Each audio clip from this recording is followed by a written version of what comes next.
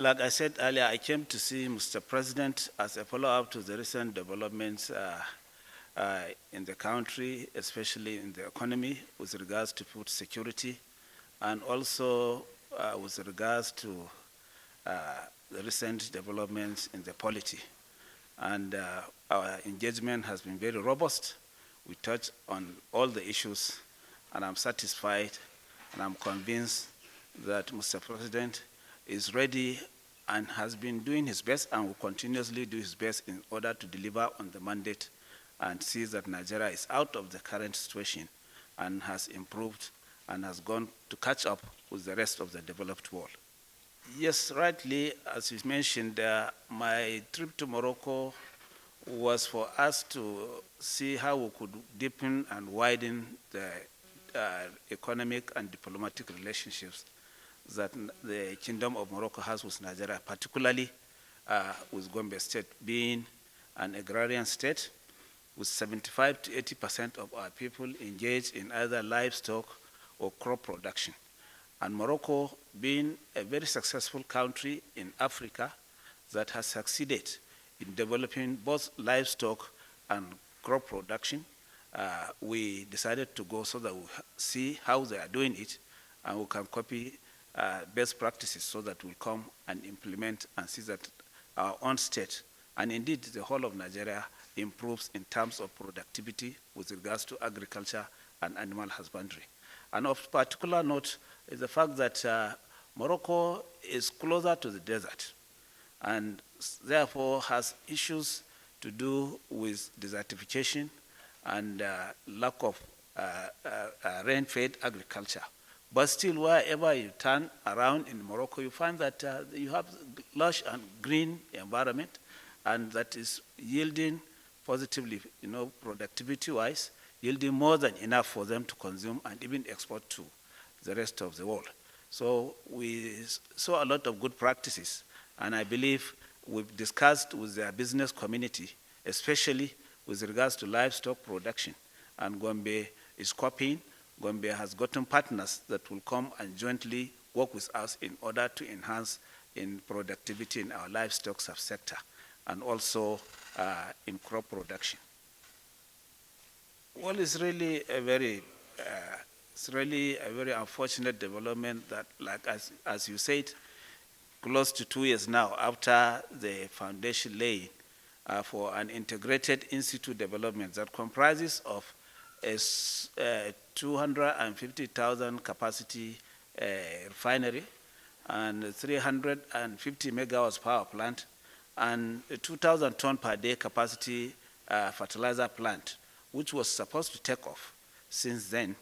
But because I think there are some issues with the NNPC and also the partners that they engage or the developers, those issues really have strangled operations to take off.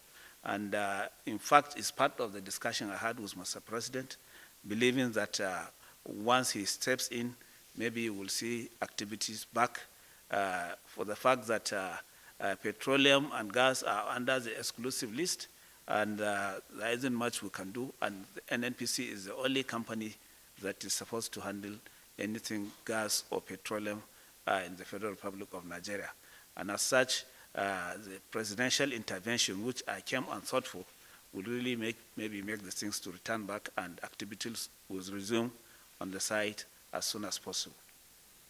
Well, we've been doing a lot with regards to insecurity. It's unfortunate that the whole of the North, and particularly the Northeast, which started some 15 years ago with the Boko Haram and the subsequent insurgency and displacement of people, we saw really the effect of insecurity. And now the remaining parts of the North, especially the Northwest and North Central, with kidnapping and banditry, which resulted because of cattle rustling and some farmer-herders clash. Gombe, luckily, is not part of those states that are on the front lines and that has had this effect of banditry and kidnap for ransom, at least to the extent that it is now in other states in the north. We've been doing a lot in order to ensure that there is security for life and property in Gombe, and the security agencies have been very supportive in that regard.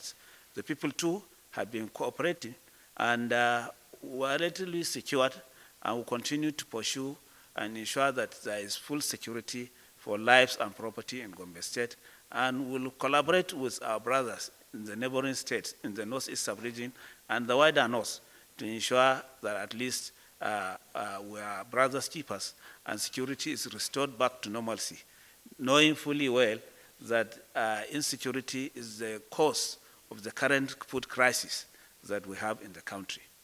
Our people are peasant farmers. And the economic downturn, especially with the withdrawal of petroleum subsidy, means that the poor people cannot afford, to the extent that even food is a problem, talk less of agricultural inputs.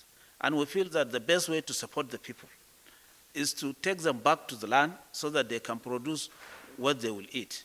And we decided to go that way because we want to reinvigorate the cooperative system in Gombe, because it helped a lot in the past.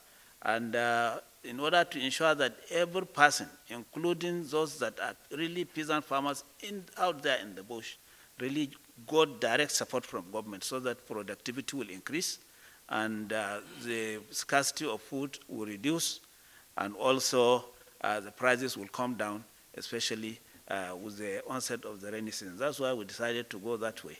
And I believe people are very appreciative, and by the grace of God, the harvest will be good, and I assure you that we'll double what we used to produce last year because of the recent intervention.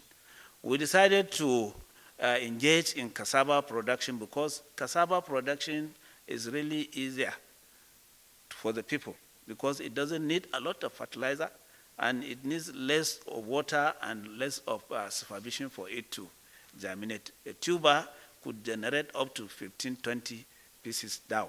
So, and it doesn't take a lot for people to do that.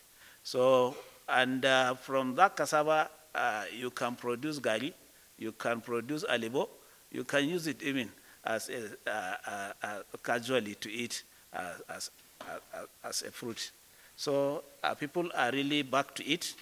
We've now so far planted about 500 hectares. Our target is to have not less than 1,000 hectares committed to cassava production this farming season. We're happy with the judgment. That's all.